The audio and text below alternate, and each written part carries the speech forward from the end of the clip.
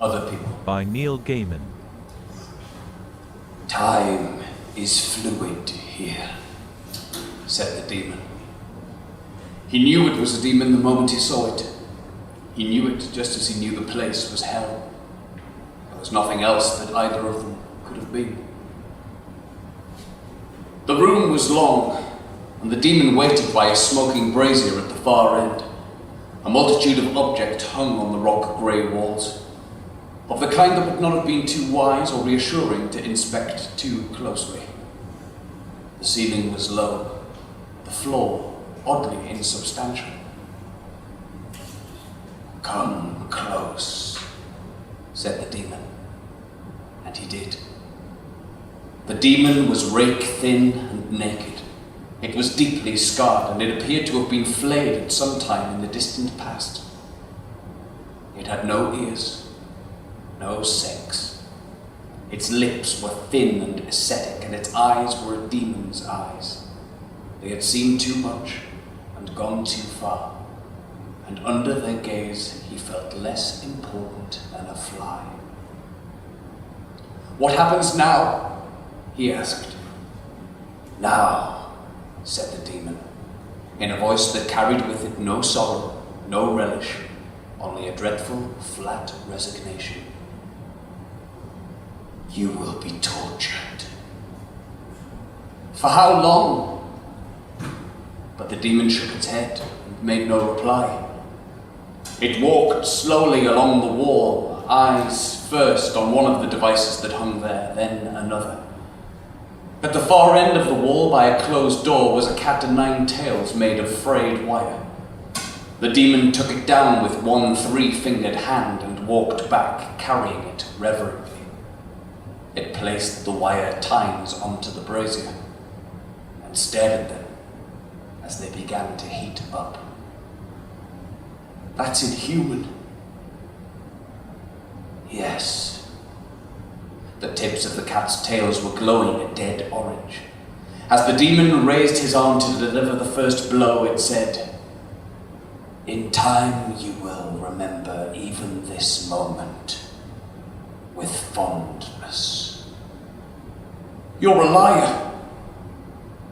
"No," said the demon.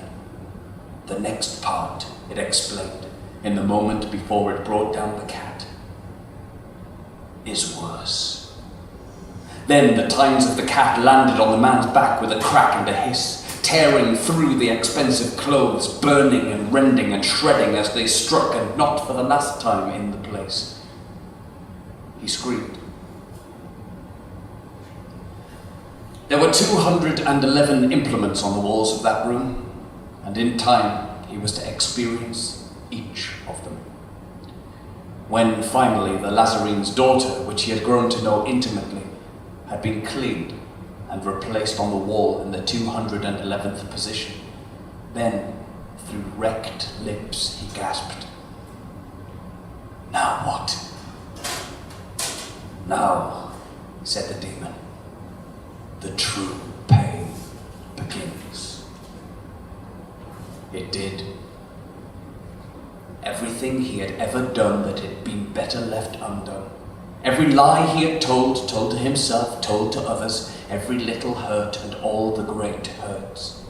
Each one was pulled out of him detail by detail, inch by inch. The demon stripped away the cover of forgetfulness, stripped everything down to truth.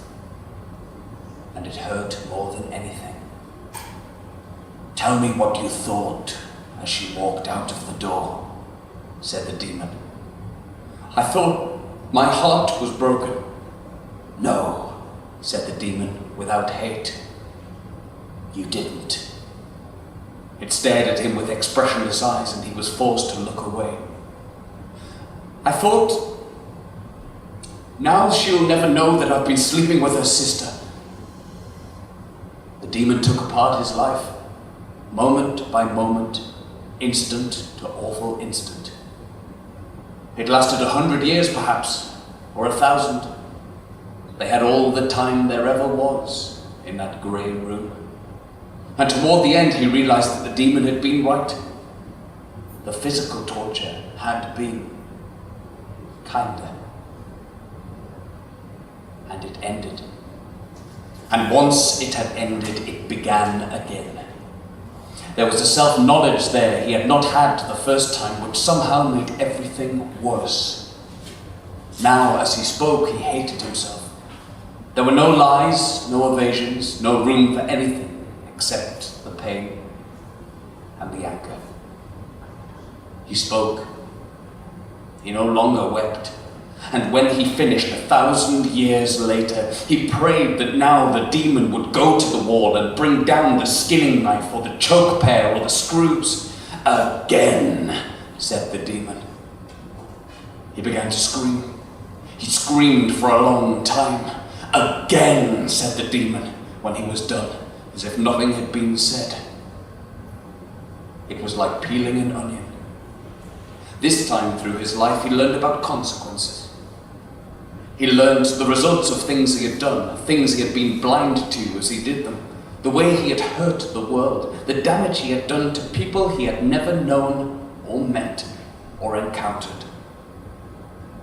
It was the hardest lesson yet. Again, said the demon, 1,000 years later.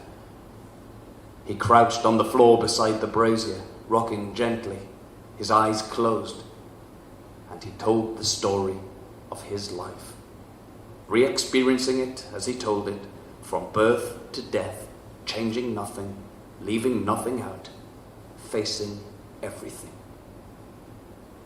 He opened his heart. When he was done, he sat there, eyes closed, waiting for the voice to say, again. But nothing was said. He opened his eyes. Slowly, he stood up. He was alone. At the far end of the room, there was a door, and as he watched, it opened. A man stepped through the door. There was terror in the man's face, and arrogance and pride. The man, who wore expensive clothes, took several hesitant steps into the room and then stopped. When he saw the man, he understood. Time is fluid here, he told the new arrival.